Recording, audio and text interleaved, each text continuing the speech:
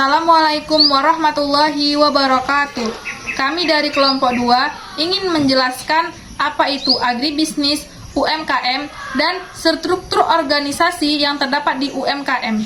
Saya Dwi Sintia dengan NIM 230302036. Saya Habib Sakib Uzain dengan NIM 230302078. Saya Adinda Salisabila dengan NIM 230302072.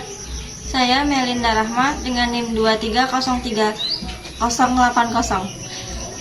Saya Marisa Yakapratiwi dengan NIM 230302040. Nah, di sini saya akan menjelaskan apa itu agribisnis.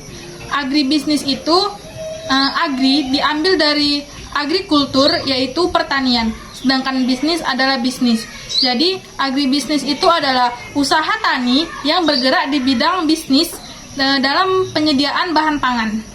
Oke, baik, selanjutnya UMKM. UMKM adalah usaha mikro, kecil, dan menengah. Usaha mikro adalah jenis usaha yang memiliki skala kecil, seringkali dijalankan oleh seorang individu atau sekelompok kecil orang. Usaha mikro umumnya memiliki keterbatasan dalam hal sumber daya, finansial, jumlah karyawan, dan cakupan pasar. Selanjutnya adalah usaha kecil. Usaha kecil adalah usaha produktif milik orang perorangan atau badan usaha yang bukan merupakan cabang usaha yang dimiliki, dikuasai, atau menjadi bagian baik langsung maupun tidak langsung dengan usaha menengah atau besar yang memenuhi kriteria usaha kecil sebagaimana diatur dalam undang-undang tersebut. Usaha menengah. Usaha menengah adalah usaha produktif milik orang atau perorangan atau badan usaha yang bukan merupakan cabang usaha yang dimiliki, dikuasai, atau menjadi bagian langsung maupun tidak langsung dengan usaha besar yang memenuhi kriteria usaha menengah sebagaimana diatur dalam undang-undang tersebut. Nah, jadi kami akan menjelaskan struktur organisasi UMKM, di mana pembaca pertama yaitu Habib Sakib Uzain akan menjelaskan tentang pengertian dari owner. Baik, saya akan menjelaskan apa itu owner. Owner sering dijuluki sebagai bos besar yang tugasnya adalah untuk memastikan bisnis dapat berjalan dengan lancar. Pada umumnya, kata owner lebih fokus digunakan untuk para pemilik perusahaan atau orang yang berinvestasi pada perusahaan.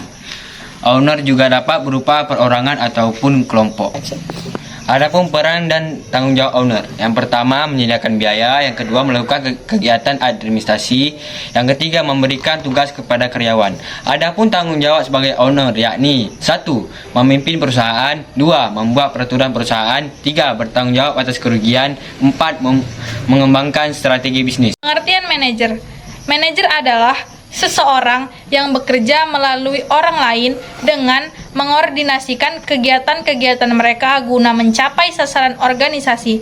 Seseorang yang karena pengalaman, pengetahuan, dan keterampilannya diakui oleh organisasi untuk memimpin, mengatur, mengelola, mengendalikan, dan mengembangkan kegiatan organisasi dalam rangka mencapai tujuan. Adapun peran dan tanggung jawab dari manajer yaitu pertama, perencanaan. Yang kedua itu ada organisasi, yang ketiga pengarahan, yang keempat koordinasi, yang kelima pengawasan, yang keenam pengambilan keputusan, yang ketujuh komunikasi, yang kedelapan manajemen konflik, dan yang kesembilan pengembangan tim, dan 10 keberlanjutan operasional. Pengertian karyawan adalah individu yang bekerja untuk suatu perusahaan atau organisasi dengan status sebagai pekerja tetap atau kontrak untuk melakukan tugas atau pekerjaan tertentu. Adapun peran dan tanggung jawab karyawan sangat bervariasi tergantung pada posisi dan perusahaan. Umumnya, karyawan diharapkan untuk menyelesaikan tugas sesuai dengan standar perusahaan, berkolaborasi dengan rekan kerja, mengikuti kebijakan perusahaan, dan terus meningkatkan keterampilan mereka. Selain itu, menjaga etika kerja, loyalitas terhadap perusahaan, dan berkontribusi positif terhadap lingkungan kerja juga merupakan tanggung jawab karyawan. Staf adalah istilah yang umumnya merujuk kepada kelompok orang yang bekerja bersama-sama dalam satu organisasi atau perusahaan untuk mencapai tujuan tertentu.